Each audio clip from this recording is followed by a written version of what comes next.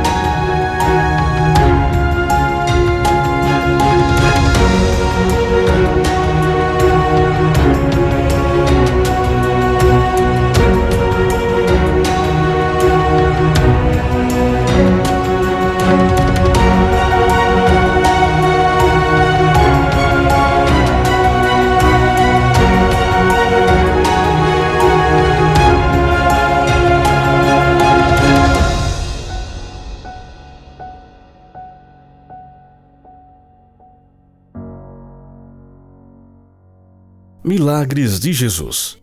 A pesca de 153 grandes peixes em Tiberíades. Boa noite. Sejam todos bem-vindos a mais uma Quinta com Péricles Ramos.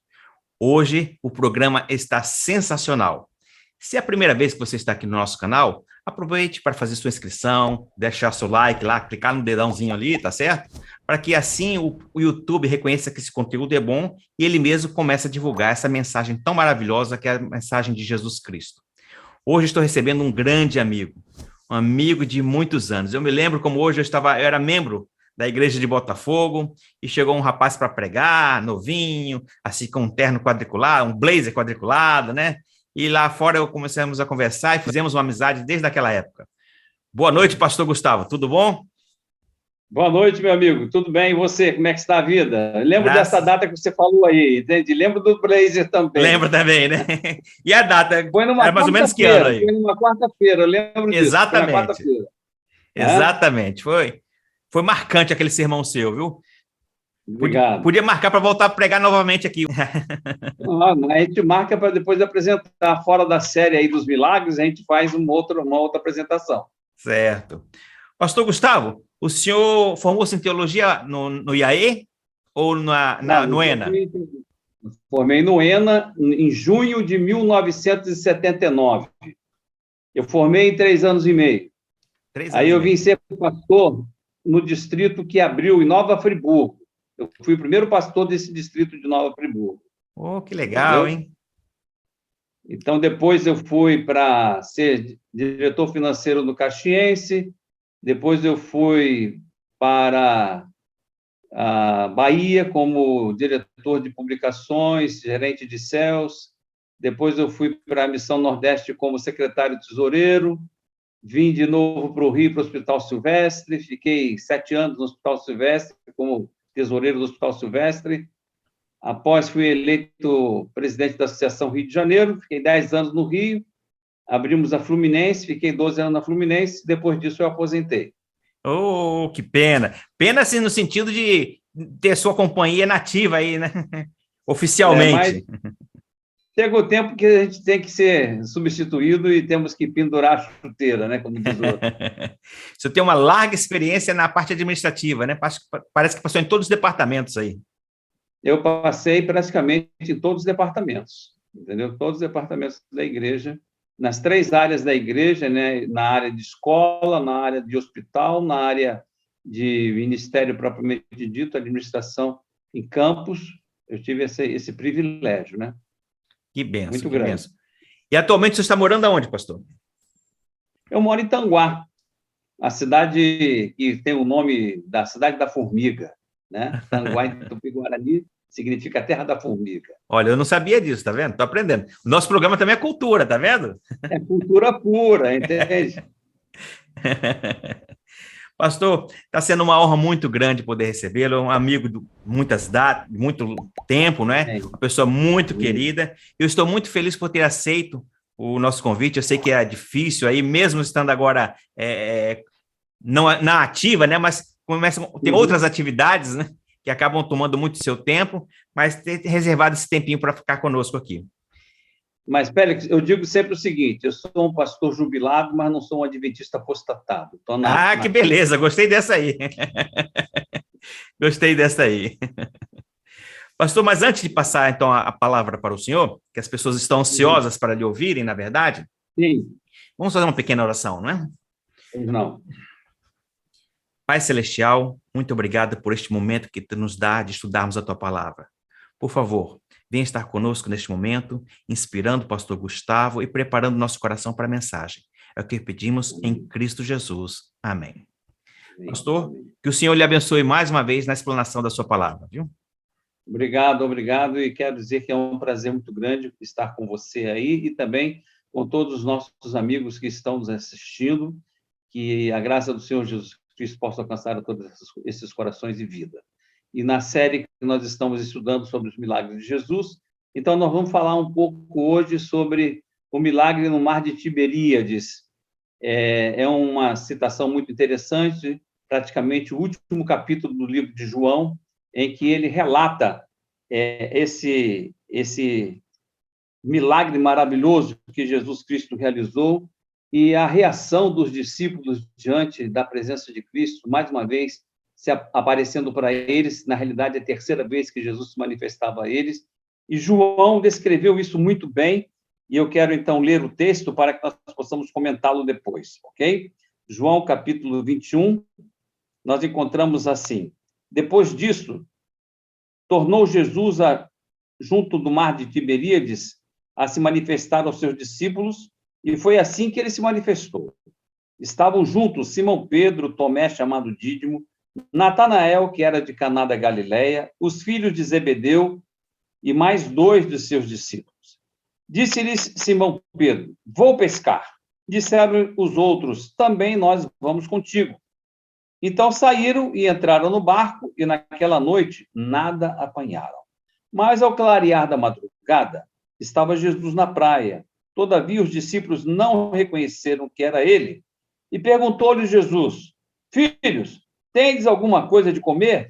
Responderam: não, não temos nada. Então lhes disse Jesus: lançai a rede à direita do barco e achareis.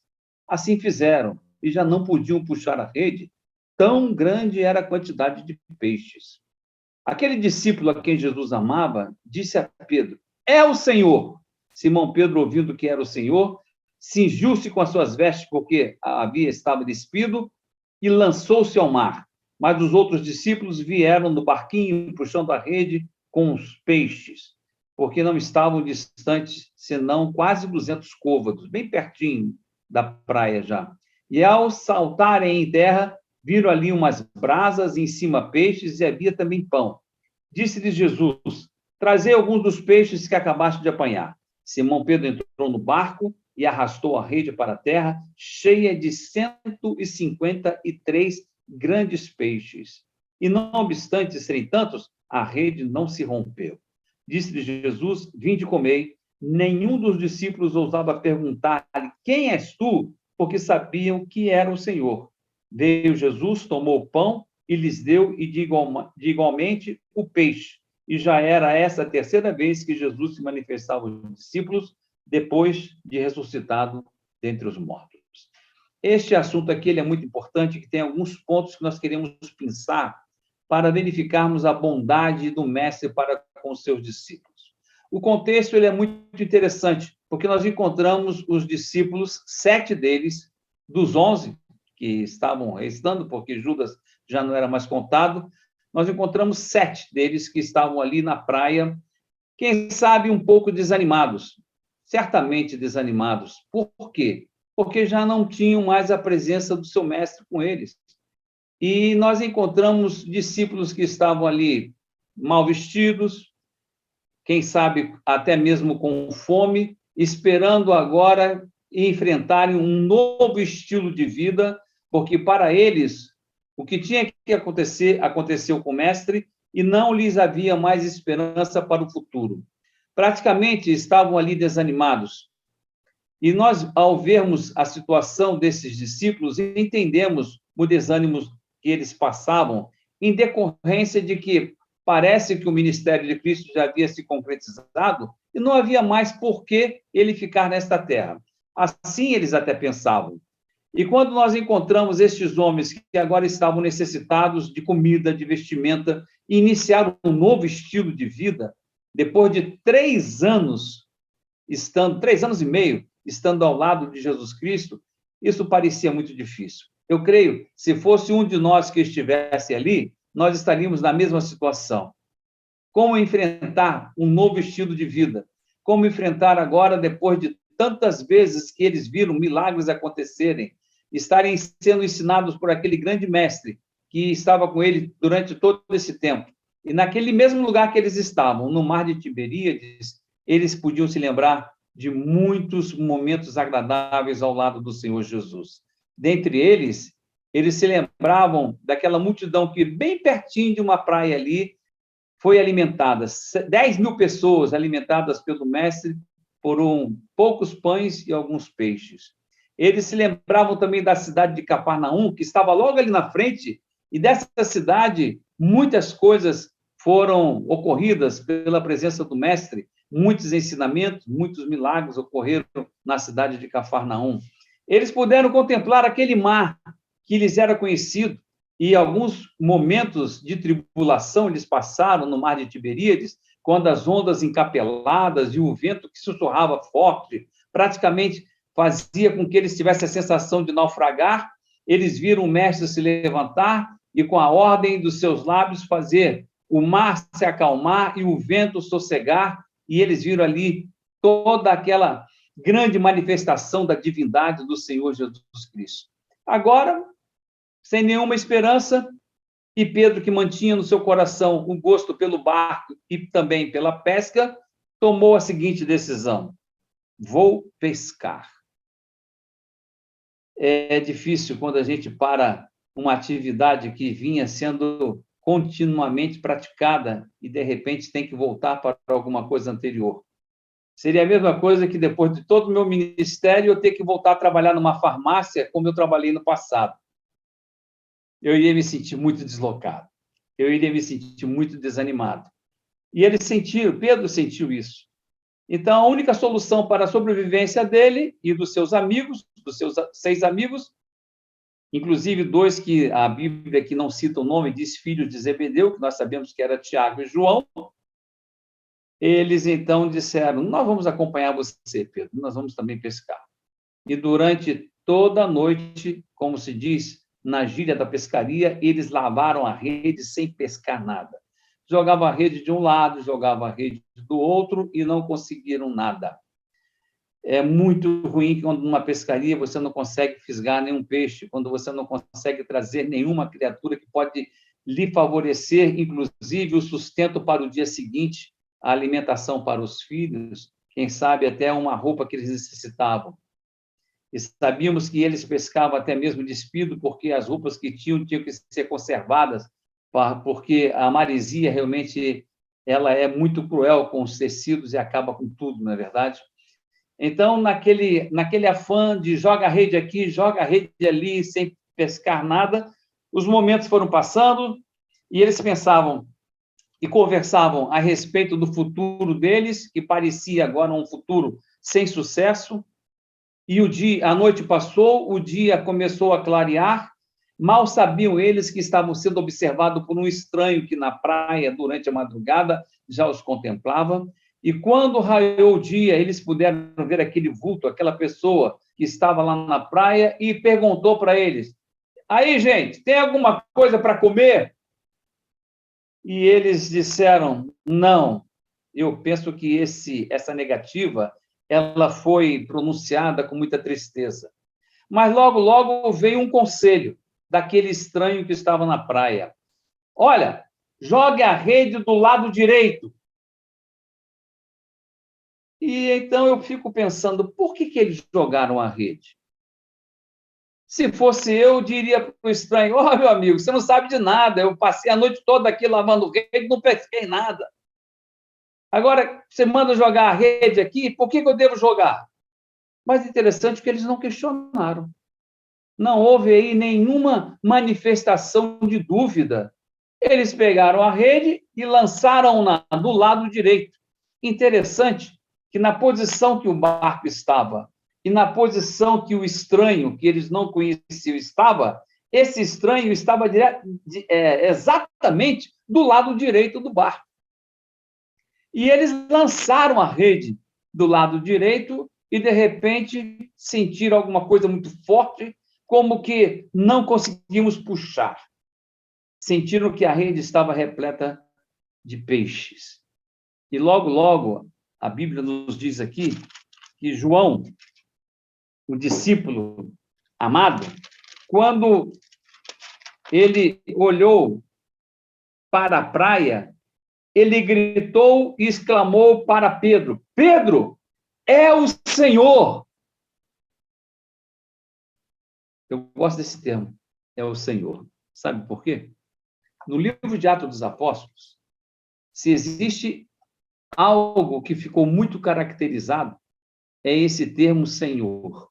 Se você for pegar no livro de Atos dos Apóstolos, você vai encontrar, no mínimo, 53 vezes que fala sobre ressurreição. Não sei quantas vezes, porque desse eu não contei, mas mais de 20 vezes, eu tenho certeza, aparece o termo Senhor, e também a respeito de que Jesus Cristo, ele era o Filho de Deus. O termo Senhor, naqueles dias dos apóstolos, era um termo que era aplicado apenas para o imperador romano, que era considerado um deus. Dado, inclusive, um jeito de saudar o imperador romano, com o estilo que todo mundo conhece, Ave César. Porque ele era reconhecido como Senhor. E para os discípulos poderem testemunhar da divindade de Cristo, várias vezes eles disseram que Jesus Cristo é o Senhor. E naquele momento, quando João disse a Pedro, Pedro, é o Senhor, ele logo entendeu a razão da rede estar repleta de peixes.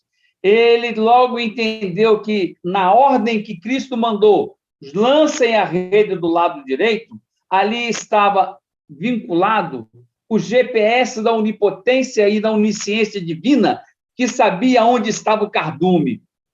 A noite todas eles procuraram por um cardume que não encontraram. Mas no clarear do dia, ao contrário de toda a regra da pescaria, eles jogaram mediante a ordem do Senhor, que eles obedeceram sem saber quem era aquele estranho que estava ordenando que fosse lançada a rede, e encontraram a resposta que durante quase 12 horas de lavagem de rede, eles não tinham obtido esse sucesso. Então, Pedro, mais do que depressa, sempre afoito, sempre rápido para responder a sua convicção de fé, ele se cinge, pula na água e em poucos minutos ele já está aos pés de Jesus. Enquanto que os outros discípulos permaneceram no barco, puxando o barco devagarinho, com aquele peso enorme daqueles peixes. Imagine, a Bíblia diz que eram 153 grandes peixes. Eu procurei no grego para encontrar a expressão que João utilizou nesse momento. E sabe qual foi a expressão que ele utilizou? Megalon. Megalon. Vem o termo aí, mega. Megalon pentaconte trion. Ou seja, mega 150 mais 3 peixes. Interessante. Quando ele utiliza o termo megalon, significa alguma coisa grandiosa. Eu fui uma vez em Israel e tive o privilégio de estar lá no Lago de Tiberíades, ou Lago de Genezaré, o Mar da Galileia, é tudo a mesma coisa, é mais ou menos do tamanho da Baía de Guanabara. Não é maior do que isso. Mas ali existe um peixe que hoje tem o nome de peixe de São Pedro, em decorrência dessas pescarias, né? Tanto dessa da Tiberíades, que nós estamos se referindo, ou aquela no início do ministério deles, quando Jesus também mandou que eles jogassem a rede e pegassem uma grande quantidade de peixe. E ali eles servem, principalmente nos hotéis, lá de manhã, um tipo de um ceviche de peixe de São Pedro. Normalmente são peixes grandes, não são peixes pequenininhos. Não é uma sardinhazinha, é quase que uma corvina, bem graúda. Eu fiquei imaginando, imaginem vocês comigo, eu fiquei imaginando 153 peixes, a média aí de 1,5 kg cada um. Por baixo, nós teríamos aí 225 quilos de peixe para puxar. Não é verdade? E tem que ter rede para aguentar um peso desse, não é verdade? Ainda mais que os peixes estão se movimentando, eles não estão estáticos, eles estão se movimentando e tentando fugir da rede. E eles puxaram aquilo ali gradativamente, com muito cuidado, e a Bíblia nos diz, aqui no versículo de número 10, Jesus disse para eles: trazei alguns dos peixes que acabaste de apanhar. Mas no versículo 9, nós encontramos uma outra declaração, que ao saltarem em terra, os discípulos viram umas brasas e em cima peixes, e havia também pão. Então eu fico pensando bem, o Deus que prepara a alimentação para os seus filhos. Que cuidado especial. Que cuidado demonstrado para que nós possamos entender esse amor de um Deus que se preocupa com as nossas necessidades básicas, que está interessado no nosso bem-estar, que está interessado que as pessoas se saciem e possam se alimentar devidamente para que tenham forças para glorificá-lo. Penso ainda no ato de fé daqueles discípulos ao lançarem a rede, segundo a ordem daquele estranho. Foi um ato de fé. Quer queiramos ou não, eles não jogariam se não tivesse uma convicção. E eu fico pensando neste ato de fé que faz a diferença. E, ao preparar aqui o nosso tema, eu fiquei analisando um pouco os 5 pontos que fizeram da reforma, através de Martinho Lutero, um ponto de vitória. E o primeiro ponto é o seguinte: Martinho Lutero colocou 5 solas. Sola quer dizer somente, no latim. Ele colocou sola fide, ou seja, somente pela fé; sola scriptura, somente pela palavra, pela escritura; solus Christus, somente em Cristo Jesus; sola gratia, somente pela graça; e soli Dei gloria, somente para a glória de Deus. Primeiro, ele colocou soli fides, a fé com a qual se crê, ou a fé em quem se crê. Existe uma discussão muito bonita em teologia a respeito disso. Mais do que filosofia, é pura teologia. A fé na qual se crê. Quando a pessoa crê, ela obedece. Existe um vínculo aí muito grande. Por isso, os discípulos obedeceram à voz daquele estranho, porque eles estavam acostumados a ter um ato de fé pela pessoa que os instruiu a este momento de fé, que foi o próprio Senhor Jesus Cristo. Eles estiveram 3 anos e meio diante de um mestre inigualável. Nunca houve alguém no mundo igual a Jesus como professor. E eles aprenderam muito, principalmente a terem fé. Então, quando eles jogaram a rede pelo lado direito, exatamente do lado em que o mestre estava, eles deram o seu ato de fé, demonstraram o seu ato de fé através da obediência e foram recompensados com a bênção daquela grande pescaria. Um outro ponto que eu acho muito importante é nós entendermos que este ato de fé, meus prezados amigos, ele tem um significado muito especial, porque o ato de fé, segundo diz Paulo, é um dom de Deus. É Deus que nos dá esse dom do ato de fé. E uma outra coisa, Este ato de fé, ele vem pela palavra de Deus. É através da palavra de Deus. A fé vem pelo ouvir. E ouvir a palavra de Deus.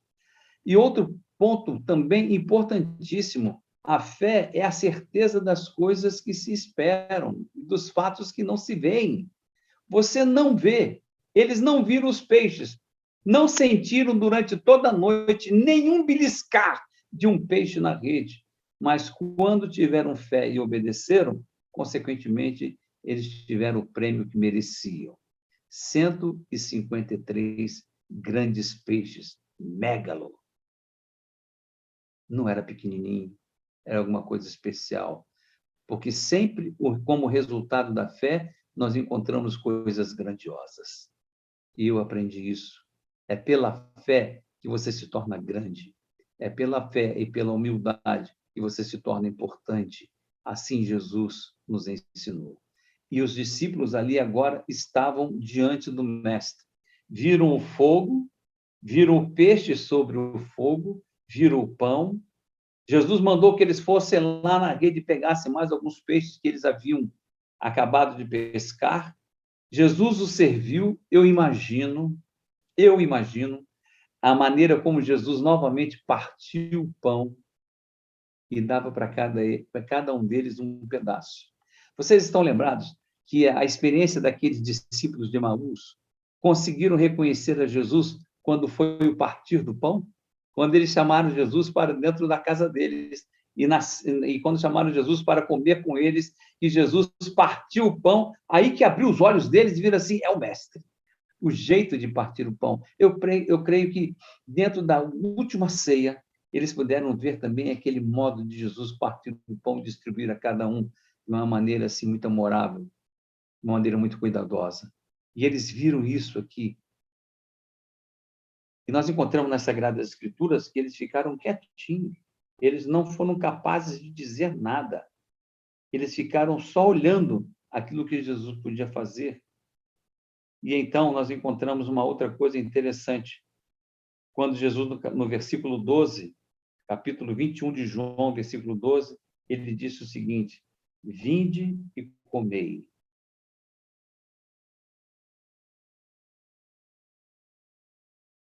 Você pode pensar, é alguma coisa tão simples comer, nós fazemos isso no mínimo 3 vezes ao dia, algumas pessoas fazem até mais. Mas naquele momento ali, o convite para comer foi dado pelo próprio Senhor Jesus Cristo, pelo Mestre, que eles, diz a Bíblia, eles não perguntaram quem és tu, porque sabiam que era, e então eles também não falavam mais nada, só observaram o que o Mestre fazia com eles, e o que o Mestre fazia por eles, e o que o Mestre tinha interesse que eles entendessem para o futuro deles. Amigos, a experiência de viver ao lado de Jesus é alguma coisa maravilhosa. Quando eles jogaram a rede do lado que Jesus estava, nós aprendemos uma outra lição. Sempre devemos estar do lado em que Jesus está. Não existe melhor caminho, não existe nenhuma forma de ter segurança do que estar do lado de Jesus. E eu convido a você para que em toda a sua vida possa ter essa bendita experiência de contemplar o Senhor Jesus Cristo e permanecer do lado dele. Sempre teremos resultados satisfatórios. Sempre teremos as nossas ansiedades solucionadas, os nossos problemas dirimidos. Sempre seremos felizes ao lado de Cristo Jesus. Mas eu quero chamar a atenção para um outro ponto. João diz que era megalon pentaconte trião. 153 grandes peixes. O que eles fizeram com esses peixes todos? Você já parou para se perguntar? Se eles conseguiram, na ordem de Jesus, pegar mais uns 8 peixes, um para cada um, porque tinha 7, mas Jesus 8. Não vou entrar nesse detalhe para não ter problema com os vegetarianos se Jesus comeu peixe ou não comeu peixe. Isso eu não quero entender. Eu vou pegar apenas o detalhe de que, no mínimo, 7 peixes eles devem ter pego. De 153 menos 7, nós vamos ter aí, no mínimo, 146 peixes que sobraram. O que fizeram com esses peixes? Vocês lembram que eu falei das necessidades básicas dele lá no início das minhas considerações? Eles eram homens simples, tinham roupas rasgadas, estavam com famílias para sustentar, porque a maioria deles tinham família, voltavam agora de uma caminhada diferente, de estar com Jesus para viver mais pegado aí, mais junto, mais perto da família, precisavam de recursos. Mas existia um outro ponto ainda que eu quero ressaltar. Eles tinham uma missão. E a missão, mais do que nunca, agora, depois de estarem do lado do Mestre, serem saciados de suas necessidades pelo Mestre e reconhecer a grande necessidade de proclamar a existência desse Mestre e também todas as promessas que esse Mestre fez ao mundo, eles tinham que realizar uma missão. Eu não vou entrar no detalhe nessa noite sobre a sequência do capítulo 21, que fala sobre o compromisso de Pedro com Jesus. Não vou entrar nesse detalhe, que seria um outro sermão. Mas o fato é que eles sabiam que precisavam ter recursos, e certamente aqueles peixes não foram só para serem comidos, eles foram para serem vendidos e angariar recursos para tocar aquilo que eles consideravam ser a obra do Senhor. Deus não iria deixá-los sem nenhum recurso. O milagre não foi só para saciar a fome, foi para saciar a necessidade da proclamação do Evangelho de nosso Senhor Jesus Cristo. E eles o fizeram. Certamente, eles tiveram uma boa recompensa. Lembra-se que eu falei em 225 quilos de peixe? Eu não sei quanto custa o quilo de peixe o peixe de São Pedro, eu não sei quanto custa. Mas uma corvina aí, no mínimo é R$10 o quilo. Imagina. Daria um bom recurso para a proclamação da mensagem. Aí eu vejo mais o cuidado de Deus com a sua obra. Eu vejo o cuidado de Deus com os seus obreiros e vejo o cuidado de Deus com a sua obra. E vale a pena ver que esse Deus maravilhoso não nos deixa faltar nada. E a igreja precisava crescer. E eles precisavam manter a proclamação em alto bom som. E eu creio, Senhor, que o Senhor proclamou tudo para que essas necessidades fossem devidamente saciadas. Então, meus amigos, eu vejo o reconhecimento de Jesus Cristo como Senhor, eu vejo o reconhecimento desse Senhor Deus divino no cuidado com seus filhos, eu vejo o cuidado desse Senhor em satisfazer o trabalho, o árduo labor de um filho quando dá a recompensa, e eles tiveram uma recompensa de 153 megalon, peixe. Veja o cuidado desse Deus dar pão e peixe, alimentação para os seus filhos. Eu vejo o cuidado de Deus com a sua obra.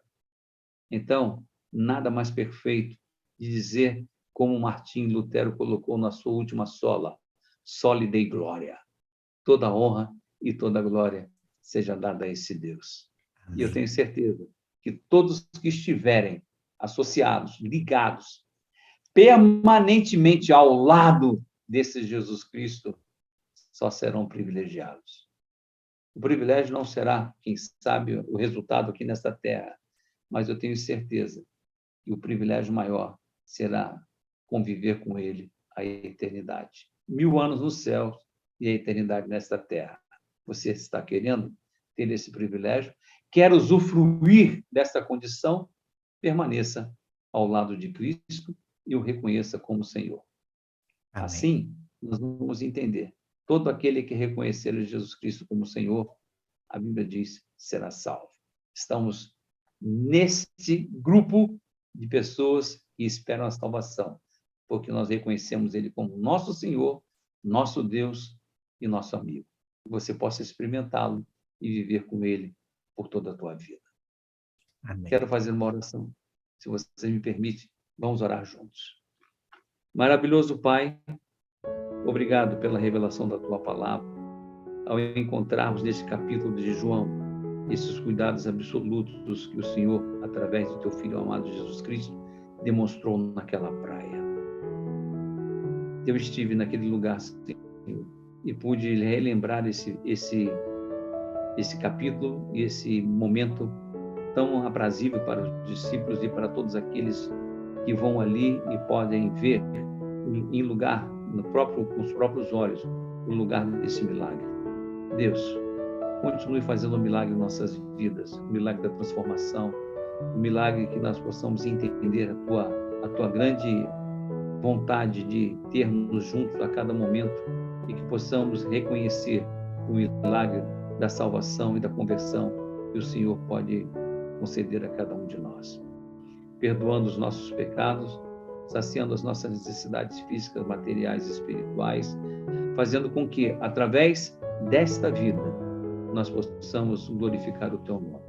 E que o Senhor Jesus Cristo seja sempre honrado através de tudo aquilo que Ele pode fazer e certamente está fazendo por nós hoje no Santuário Celestial. Que Deus seja honrado através de todo esse estudo que fizemos nesta noite e que a Tua graça seja suficiente para estar dando-nos felicidade, não só temporária, mas a felicidade eterna que tanto queres dar aos Teus filhos. Eu te rogo isso no doce santo nome do Espírito Santo, Deus Pai, nosso Salvador e amigo Jesus Cristo. Amém. Amém, Senhor. Pastor, que mensagem linda, que mensagem poderosa, viu? Tenho certeza que assim como me impactou, todos que assistiram foram impactados também. É uma mensagem de poder, uma mensagem inspirada, uma mensagem vinda dos altos céus para nos fortalecer e nos animar na caminhada cristã. Muito obrigado, Pastor Gustavo, que o Senhor continue te abençoando, a sua família também, tá certo? Amém. Pastor, obrigado. A cada final de programa, eu sempre uso uma versão diferente para ler 3 textos bíblicos, 3 versos bíblicos, que se encontram no livro de João, capítulo 20, e também no capítulo 21.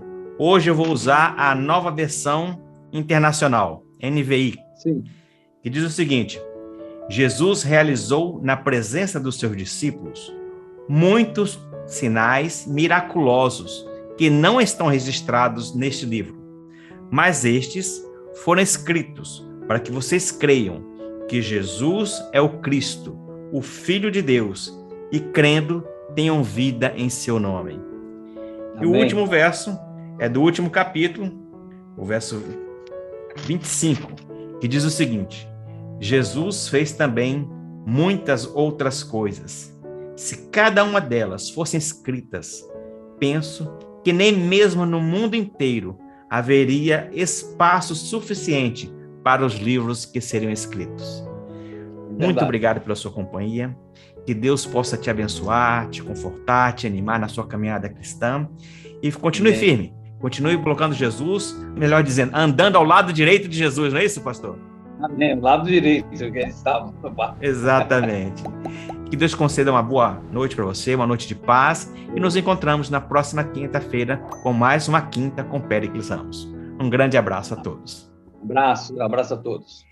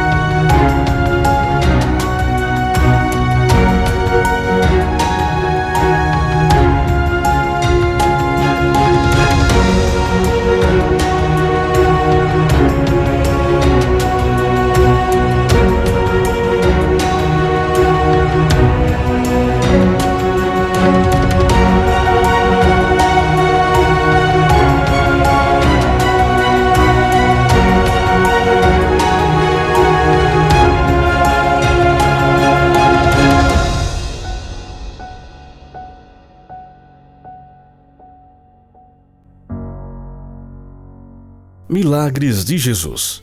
A pesca de 153 grandes peixes em Tiberíades.